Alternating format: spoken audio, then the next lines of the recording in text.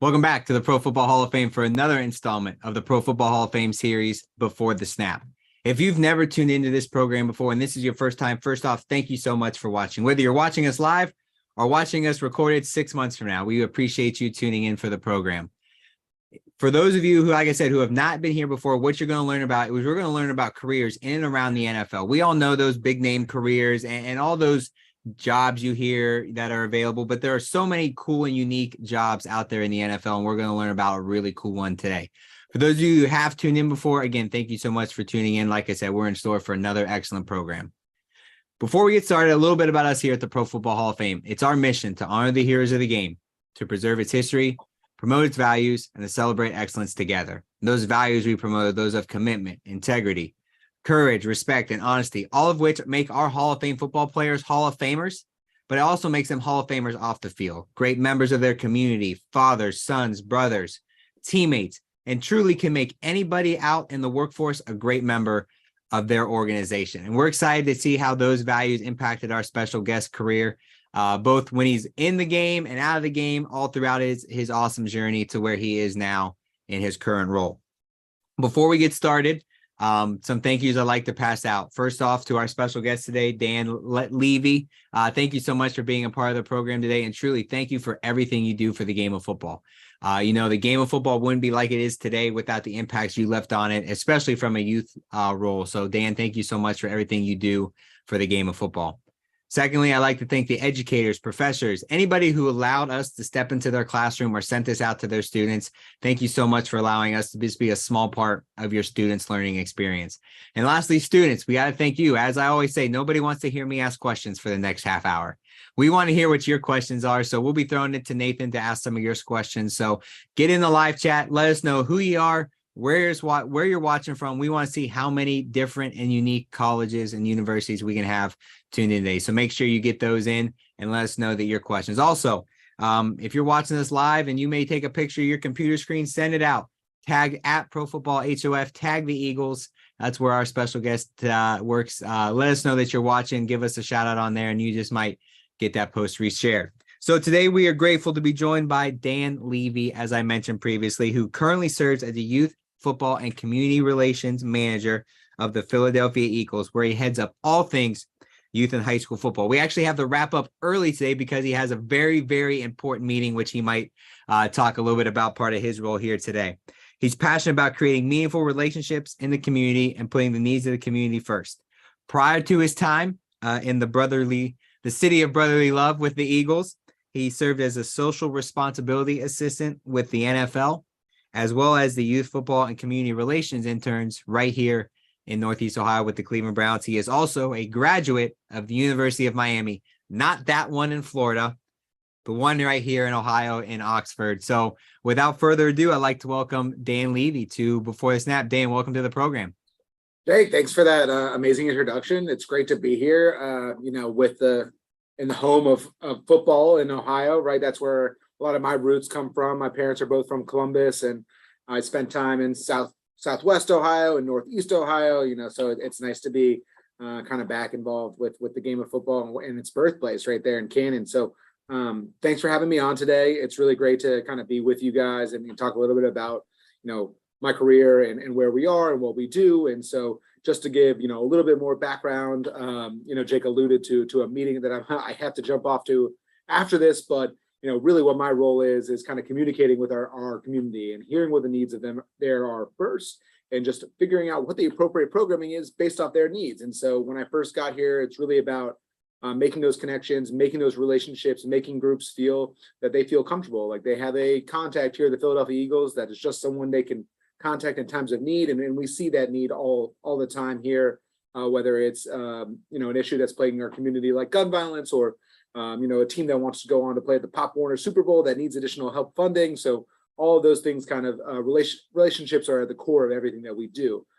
Just to highlight on what Jake was talking about there, we're really working here. We're committed in the state of Pennsylvania and New Jersey towards making girls flag football a state sanctioned sport. And so here in the state of Pennsylvania, we started off with a 16-team pilot in year one, which the Eagles supported in form of essentially a team stipend and uniforms and measurements for the field and highlighting events at our big kickoff event, our championship and coaching clinics and all that type of fun stuff. And so we did 16 teams in year one, and we're looking for a big growth in year two. And we're working with the Jets and Giants on this program as well as we look in New Jersey, which is where our meeting is in a little bit after today with the NJSIAA, as we look forward to getting all 5 of the super conferences on board in the state of New Jersey and growing towards to be a state-sanctioned sport so that girls can have the opportunity to play as well.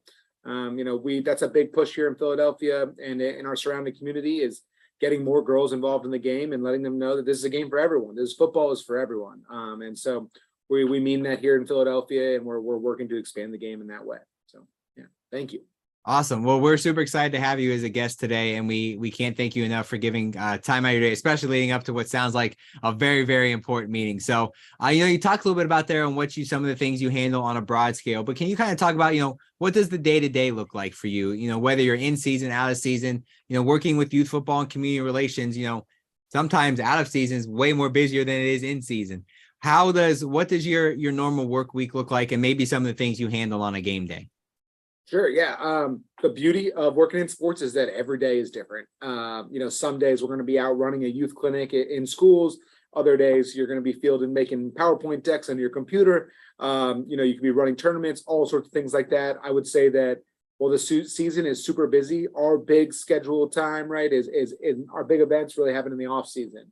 That's when we have more access to our facilities, more access to our coaches to run coaching clinics. And so it gives us a lot more flexibility in how we want to use these spaces that are such amazing places that everyone wants to be, right? So using our indoor bubble or the backfields at the NovaCare complex or Lincoln Financial Field for that matter, our availability becomes much wider in the off season. And so you see a lot of our big scale events, our 11 on, our coaching clinics, our girls flag football jamboree, championships, all those type of fun things are happening in the off season. And in the season, we're really in kind of go mode, if you will. So each week during the NFL season, our team does a community Tuesday. So every week we're working with a different group that might be themed based off what the league initiative is. So, this next week we're working on Crucial Catch. The weeks afterward, we're going to be working on our Play 60 theme. The one following will be Salute to Service, right? So we're really focusing on a different sort of impact each week, while also looking to kind of listen to our community, right, and find out what's important as we go forward.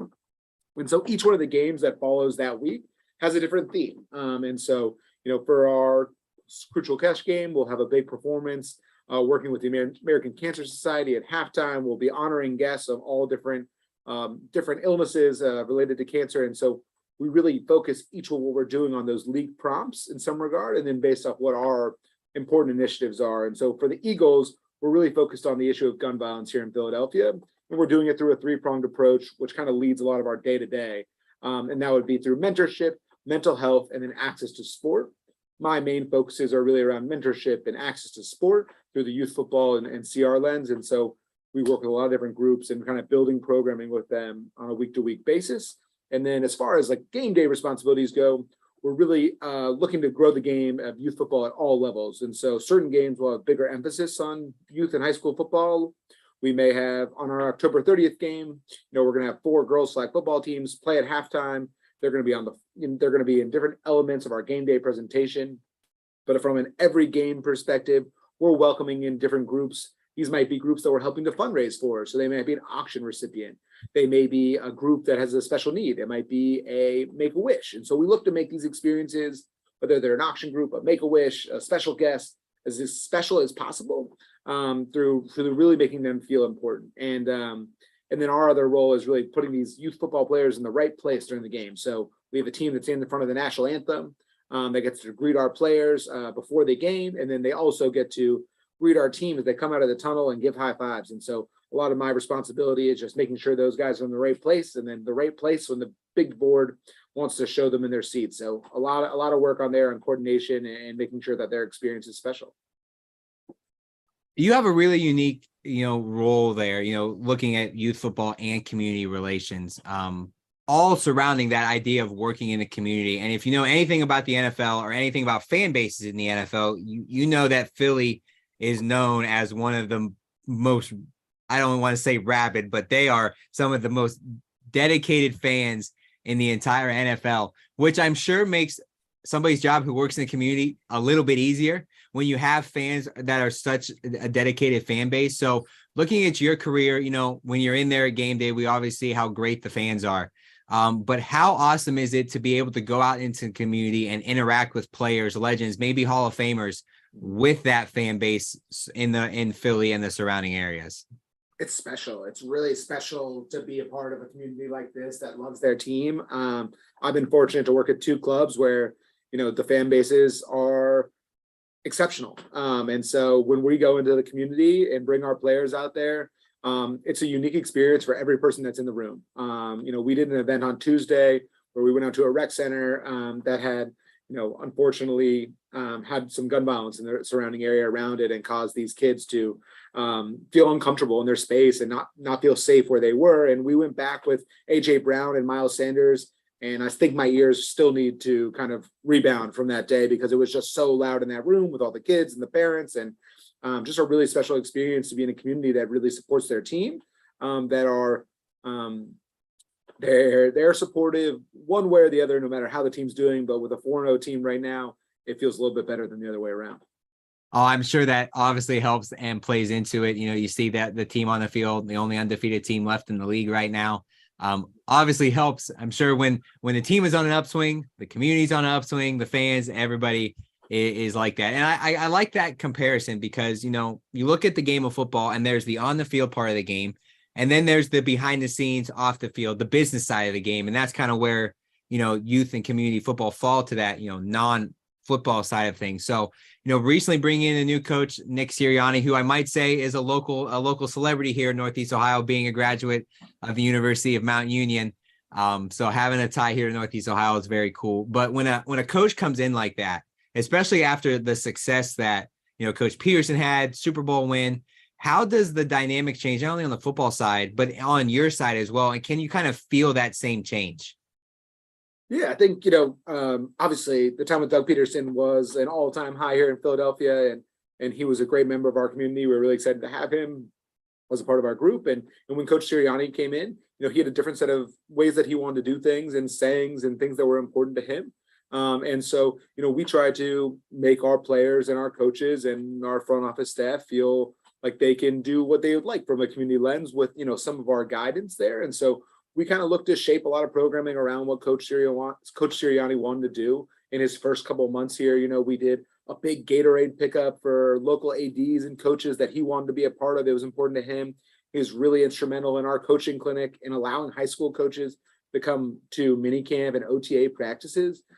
So we're able to kind of shape what they want to do based off the needs of our community and based off what the coach wants, the front office wants. So it's a unique and a different experience as a new coach comes in. But both experiences have been extremely positive, and we get such great support from our front office staff and our team. For the community, we've been in such great situations with both coaches. Awesome. Well, I've asked a couple of questions here. We want to make sure we get some chance for some students to ask some questions. So if you're just tuning in, I know we started a little bit early, but if you're watching us now, again, put your name and the school you're from in the chat there. Let us know where you're watching from. And if you have a question, go ahead and ask. We're going to throw it over to Nathan Martin, the Youth and Education Coordinator here at the Hall of Fame. I know he's got a question he wants to ask, and I think he's going to try to provide some insight and get those students to ask some more questions as well. So Nathan, whenever you're ready, take it away. Yeah, Jake, thank you so much for sending it out here. Dan, thanks for being a part of the program with us today. And I do have a question for you, but before I do that, I've got to really encourage our students. Please ask questions. I always make the joke, we don't want to listen to Jake's questions. We want to hear your questions. So please let us know where you're watching it from and put your questions there on YouTube in the chat. And we'll get to as many of those as we possibly can. But while we wait for those to come in, Dan, a question for you, and this might apply to some of our students. What's it like for you to work in sports? And when I was doing my research, it looks like your major is in organizational communication. So it's not that sport management or that sport business background that a lot of students would expect maybe is necessary or required to work in sports. So how does that major kind of play into what you do and the experience that you've had working in sports?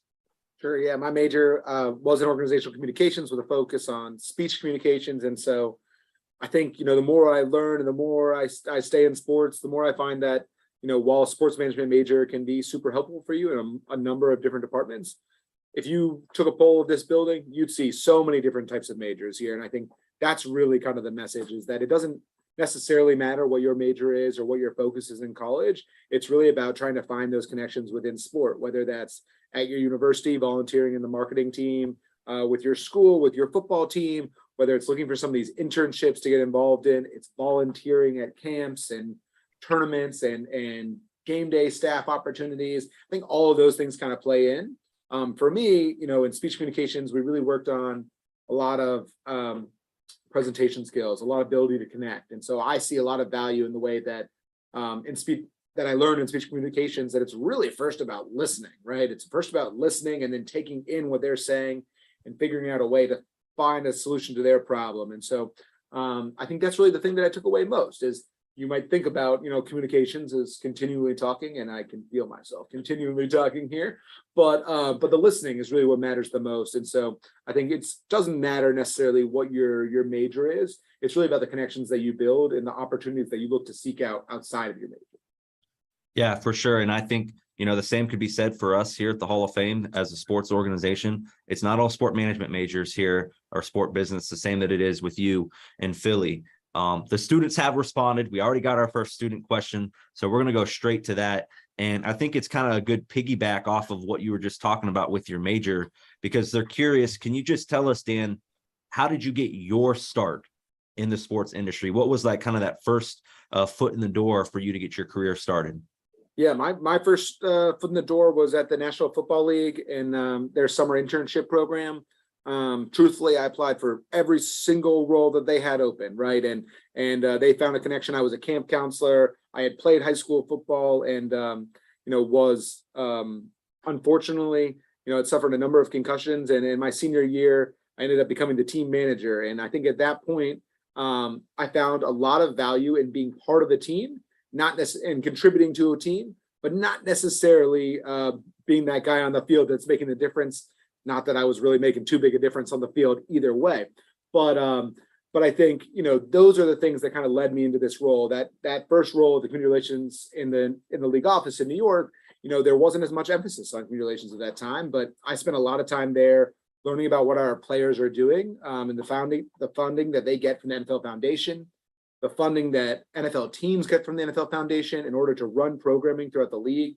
And so it gave me just a lot of perspective on how to communicate with teams and make relationships. And I spent my time there at the league office trying to meet as many people as I can and talk to as many people as I can. That was helpful for me as I moved on to the next step. But I'd say that, I'm sure the people that are on this, know about the options that are available to you on LinkedIn, on Teamwork Online, but I would say it can be very discouraging when you're sending out a tremendous amount of emails and notes and applications, but that it only takes one. It only takes one opportunity to get your foot in the door. And so if you really want to do it, keep knocking down the door, keep messaging people on LinkedIn, finding those resources, people that you can talk to that maybe can vouch for you later on. So that's really, my advice. I got lucky with my position in New York, but I think that, there's a lot of people out here that are willing to help and to listen and to give advice as they kind of push forward. I know a lot of my colleagues throughout the league are.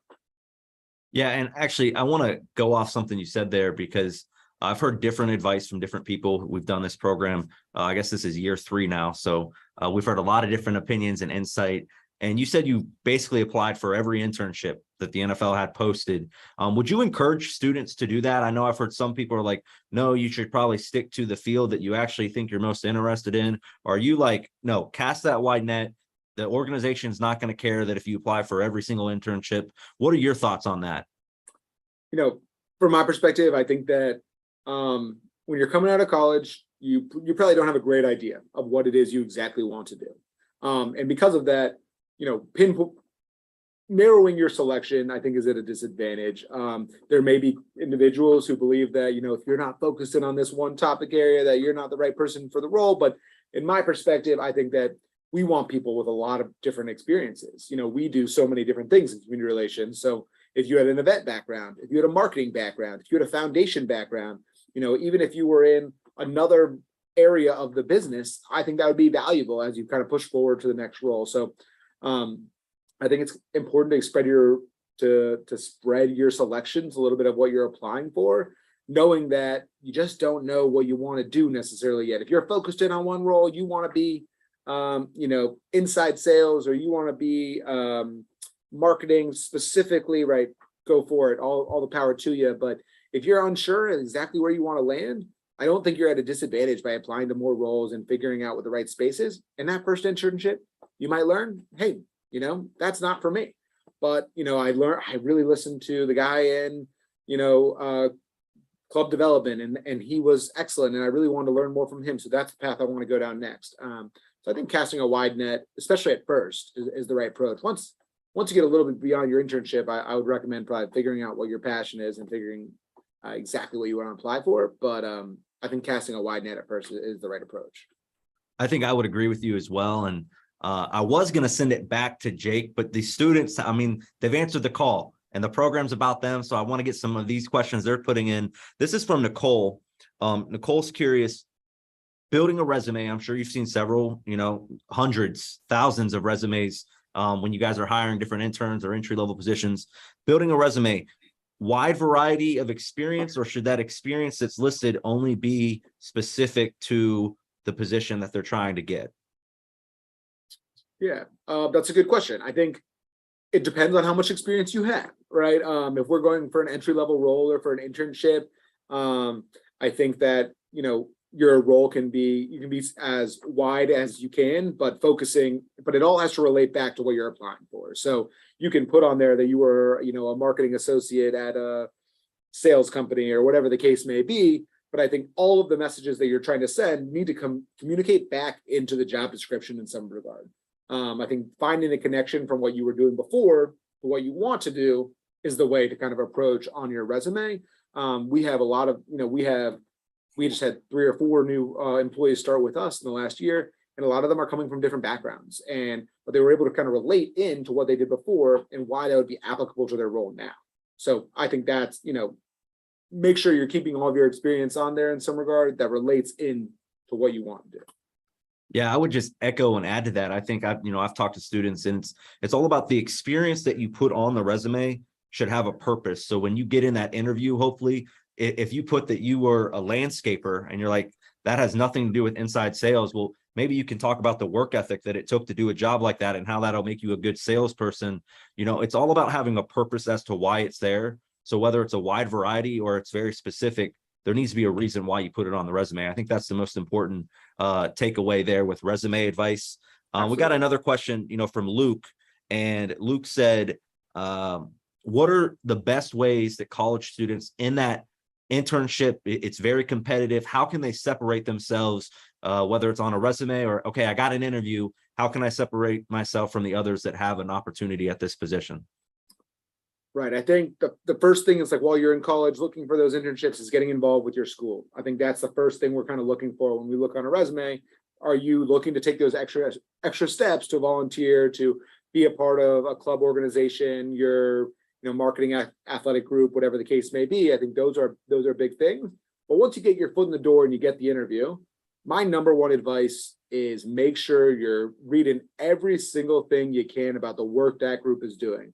I can't tell you how many candidates come into these calls and I to ask them about, hey, what's 2 of the programs that you're most interested that we run? And they say, I didn't get a chance to look at the website, or I couldn't tell you, or they say a program that's not affiliated with our group. It's part of a separate 501c3 that works at the org. So my advice be to, 1, learn as much as you can about the org, learn as much about the people that you're about to interview with. Find interesting things that you think might communicate with them, right? So maybe a program they work on specifically, ask them questions about that. I think all those things are really helpful, but you need to go into these interviews prepared and make sure that you have a great understanding about what the club is doing, what the group you're interviewing with is doing. And if you don't know, a great place to look is on LinkedIn, right? Everyone is looking to, show what the work that they're doing and finding their links on there. And so if you're interviewing with, Jacob Ray from the Hall of Fame, you want to go onto his LinkedIn and say, oh, he's working on the Before the Snap program. I'd love to learn more about that. Why does he think it's important? All of those type of questions, right? And show interest in the groups that you're working with and the work they're doing. Yeah, for sure. You want to be an expert on the organization that you're applying with. And then if you can take it a step further and become an expert on the person that you're actually going to interview with, becomes more of a conversation. And I think that really does help you stand out as a student. I'm going to go one more student question, then we'll get it back to Jake. I know we have some other exciting things planned for the program related to internships with the Eagles, maybe specifically. Are they just summer internships? Are they year round? Are they seasonal? What are the offerings that the students should be looking for that are looking for that internship opportunity? So we have a number of different opportunities here at the Eagles. In my department, we have 2 seasonal associates, and that's kind of our entry level role as the associateships now. And so we'll have 2 full seasonals. They'll operate from about July to June or so on their year-long associateship. We do have some different ones that are more seasonal specific. So you might just be here from, training camp until the end of the season, whenever we close. And then there are also some summer internships within our ticket office and fan services and groups like that. All of those opportunities you can find on Teamwork Online or on LinkedIn. And I always recommend to kind of reach out to the hiring manager when you're doing so. Yeah, for sure. Well, thank you for answering those student questions. If we got time, we'll get to more of them, but I know we got to keep everything jam-packed here. So I'm going to send it back to Jake right now to continue the program. Awesome. Thanks, Nathan. What I'm going to do is I'm going to send it to somebody else, and I'm going to send it out to the Director of Youth and Education here at the Pro Football Hall of Fame, Jerry Shockey. And, part of what we are here at the Pro Football Hall of Fame is, I mentioned our mission statement, arm the heroes of the game and preserve its history. And at our core, we're a museum that preserves the history of the game of football. So what better way to, when we're doing these programs, to then throw it out to the museum to showcase a little tidbit of what we do here in Canton, Ohio. So Jerry Shockey's in front of some very recent artifacts that we've had put in here in the Hall of Fame, all related to the great Philadelphia Eagles organization. So Jerry, whenever you're ready, go ahead and take it away. All right. Thank you, Jake and Dan. Thank you for being here today. And students, thank you for the awesome questions. Continue to submit those, state your school name, your name, and get those questions in there. Hopefully you can jam pack a few more in here as we conclude the program. But first of all, obviously I heard the Purple Raider shout out. I'm a Mount Union grad. We call that the Larry Karras coaching tree. You have Sirianni brothers, you have Matt Campbell at Iowa State, you have Jason Candle at Toledo. So the Larry Karras coaching tree is really expanding out there. But I'm here today in our interactive gallery here at the Pro Football Fame. It's where we actually have lockers dedicated to our newest class members. And one of those is very near and dear to the Philadelphia Eagles, and that's Coach Dick Vermeil from the class of 2022. And so, and today I'm standing in front of Coach Vermeil's coaching outfit, his coaching gear, his hat, his shirt, when he was a coach from 1976 to 1982. And this leads me into a question in here, because we think about in community relations, and it's something we work a lot with our Hall of Famers. Jake just got back from driving with Buffalo to do a program with Thurman Thomas, and he was in LA with Eric Dickerson. So we as a department do a lot with guys, and we understand that. But I'm curious as well, we think a lot about the players being in the community, but what about the coaching staff that you work with, and even like the athletic trainers and those folks? How much involved are they in your community relations program? Yeah, it's a great question. I think, from a coaching staff perspective, our coaches are involved as they can be, whether that is looking to provide support when a terrible thing happens in the community and they want to provide, dollars or go out for a talk or something like that. There are also a couple of community events that they participate in every year. So our coaches run a high school coaching clinic for local coaches where they volunteer their time and give back to our guys. All of our high school coaches in the area, these guys will invite them, like I mentioned before, to OTAs and mini camps and take the time to let these coaches sit in on meetings and kind of interact with our players and have them see what the best practices are that our guys do. Our athletic trainers are looking for so many ways to kind of bolster the number of athletic trainers that are here in Philadelphia. We have a program called our athletic trainer. We have an athletic training program with our grant dollars we receive from the NFL Foundation, and our trainers help out in some regard with those events. And our strength staff's always willing to kind of provide examples and talk to our groups. This past year, a couple members of our strength staff, hopped on Zoom with some different groups and gave them best practices on heat and hydration and, what they should be eating before and after practice, especially in communities where there aren't as many resources for them. So all of our staff really does go above and beyond when they're asked. And even when they are not asked, we find them doing all sorts of stuff all throughout the community. And then we try to help out as much as we can. Perfect. Thank you, Dan. I appreciate your time here today. And Jake and Nathan knew I was going to do a Purple Raider shout out there. So I knew they knew that was inevitable. So Jake, I'll send it back to you, buddy.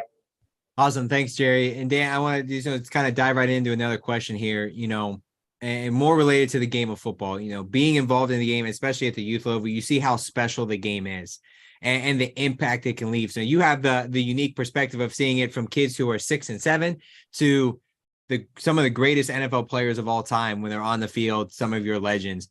What does the game of football do to leave such an impact like that? How does the game of football teach life lessons that you can use off the field?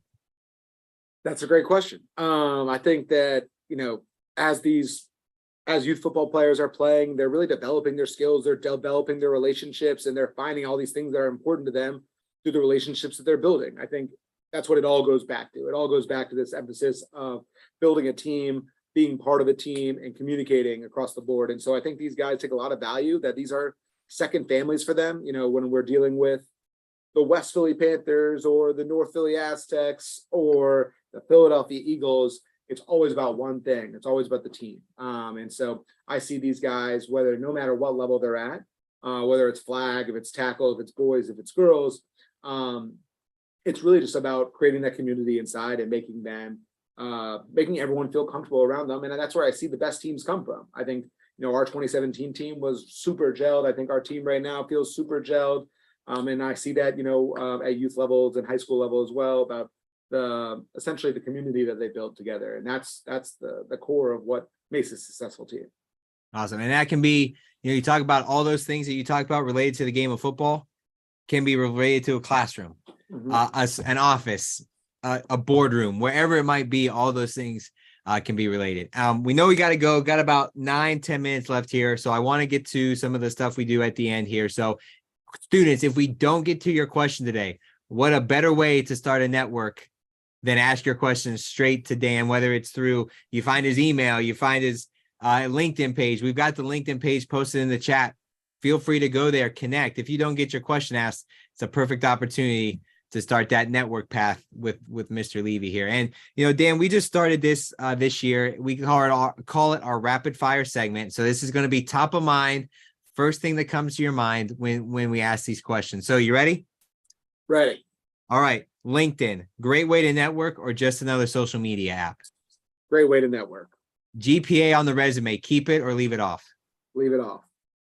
Social media accounts, public or private? Private. Jeans at work, any day, never, or only on Fridays? We're like a joggers type of situation here now. So any day, I guess. All right. Coin toss, heads or tails? Tails. Tails never fails. All right. You score a touchdown, go-to celebration dance. Wow, that's the toughest question you've asked so far. I think that I probably have to do the backpack dance. The backpack kid. All right, last one. And this is one we just added specifically for you. And I don't want to cause a stir in the Philadelphia community. Best Philly cheesesteak, Pat's or Geno's, or another one? Definitely another one. I'm gonna go with D'Alessandro's up in Roxborough. Okay, that concludes the rapid fire segment. Very cool. We'd love to get to the feedback there on all those questions. So last question we have today. And there was a lot of information we threw out here in this last 30 to 45 minutes. But if you want all the students who are watching today, all the students who watch this down the road, what is that one piece of advice, that one core thing that you want those students to walk away with from the program to apply to their career, their life in the classroom, their life after they graduate? Yeah, I think the one thing that I would really say is that I think everything that I've done in my career has been relationship based. I think that making sure that you value these relationships that you're making in your classrooms, that you're making in your internships, that you're making in a summer job, you just never know where someone can help you or what advice might be valuable to you down the road. So I'd encourage you to maintain these relationships, continue to reach out to your professors, find individuals that you think might be someone that you want to look up to in a position that you may want to be in. And it doesn't hurt to send, a blank message out that they may or may not respond to. But I think it's all about relationship building and figuring out, what's most important to you through these conversations, hearing their personal experiences. And at the end of the day, people want to hire people that they feel are dedicated to the role, and there's no better way to be dedicated to a role than to show your passion for it through reaching out to those individuals who you think might help you down the road, or might just be your friend. Either one. Awesome. Well, with that, we're going to wrap up this installment of the Pro Football Hall of Fame's Before the Snap series today, featuring our special guest, Dan Levy, the Youth Football and Community Relations Manager for the Philadelphia Eagles. Dan, thank you so much for taking time out of your busy day today to be a part of the program. Thank you guys for having me. I really appreciate it. Before we leave today, as always, subscribe, follow, like, whatever it is, any of the Pro Football Hall of Fame social media channels. Same goes to our friends there at the Philadelphia Eagles. Follow all the pages, even all those community pages, to see all the great things going on in the community. If you're a podcast listener, make sure to subscribe to our podcast here at the Pro Football Hall of Fame, The Mission, hosted by coworker, even a better friend of ours, Jameer Howerton, where he's talking to Hall of Famers all throughout the NFL season about the upcoming weeks and the slate of games and getting their thoughts on that. So again, Dan, thank you so much. Like we said at the beginning, the game of football wouldn't be like it is today without your impact on it at any level, wherever you have been. And we all know that the kickoff, before the snap happens on Sunday, Monday, or Thursday, that there's so much work that goes into making sure that the game can happen. So thank you so much for all that you do for the game of football, all you do for the community there in Philadelphia, and truly, indirectly, everything you do for, the game of football and even us here at the Hall of Fame. Yeah. Thank you guys so much for your time. I really appreciate being on. No problem. So from Dan, myself, Nathan, and Jerry, and all of our staff here at the Pro Football Hall of Fame, to all of our students who tuned in, thank you so much. And we hope to catch you here next week for not next week. We're taking next Friday off, October 21st. We're going to be talking with the Hall of Fame's own, the Chief People Officer, and one of the most positive, exciting people I have ever been around, Zrinka Allen, one of our own Hall of Fame staff members here in Canton, Ohio. So again, from all of us involved today, thank you so much for